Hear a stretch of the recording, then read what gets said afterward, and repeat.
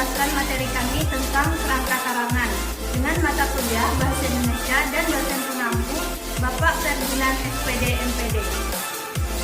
Sebelumnya, kami akan memperkenalkan anggota kelompok kami, yaitu perkenalkan, nama saya Zakiatul Hikmah dari program studi Ekonomi Syariah semester 1 kelas B. Perkenalkan, nama saya Tantri Areta dari Prodi Ekonomi Syariah kelas 1B. Perkenalkan, nama saya Fazi Sikurullah dari program studi Ekonomi Syariah kelas 1B. Baik, saya akan menjelaskan tentang pengertian kerangka karangan. Menurut pendapat Ferdinand dari judul buku Bahasa Indonesia Profesi tahun 2018 yang terdapat pada halaman 139, kerangka karangan adalah suatu rencana kerja ilmiah yang teratur untuk mendeskripsikan penyusunan pokok-pokok bahasan ke dalam bab dan subbab dengan menampilkan acuan berupa sumber rujukan atau referensi yang digunakan. Perlu diketahui, kerangka karangan ilmiah tidak bisa diabaikan karena sifatnya sangat penting. Pada dasarnya, para penulis bisa membuatnya untuk berbagai jenis karangan, tidak hanya untuk karangan ilmiah saja, melainkan juga untuk karangan non-ilmiah. Sebab kerangka karangan akan membantu menyusun tulisan dengan sistematis dan alurnya jelas. Selanjutnya, fungsi kerangka karangan. Tahapan penyusunan kerangka karangan itu perlu dimanfaatkan oleh penulis, karena kerangka mempunyai beberapa fungsi penting dalam penulisan. Yang pertama, tidak mengolah ide sampai 2 kali sehingga penulisan tidak keluar dari pokok masalahnya. Yang kedua, menciptakan klimaks yang berbeda setiap bab sehingga ada variasi dalam penyajian materi karangan. Yang ketiga, mengingatkan penulis pada bahan atau materi sebagai sumber rujukan dan bahan.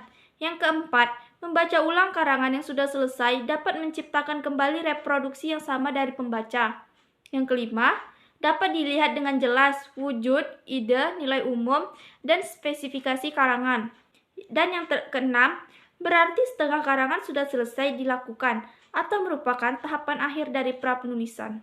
Nah, selanjutnya kita masuk ke syarat penyusunan kerangka karangan.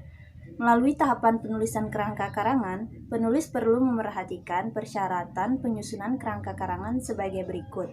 Yang pertama, tesis, yaitu pernyataan singkat tentang maksud dan tujuan penulis sudah jelas dan benar. Yang kedua, data primer dan data sekunder sudah terkumpul, dibaca, dan dikutip dalam catatan. Ketiga, tiap unit dalam kerangka karangan mempunyai satu gagasan.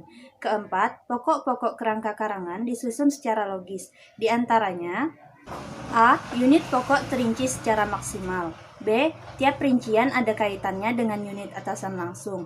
C. Urutan rincian baik dan teratur. 5. Pilihlah pola kerangka karangan yang diterapkan. A. Pola alamiah spasial. B. Pola alamiah kronologis. C. Pola alamiah topik yang ada. 6. Pola logis yang digunakan.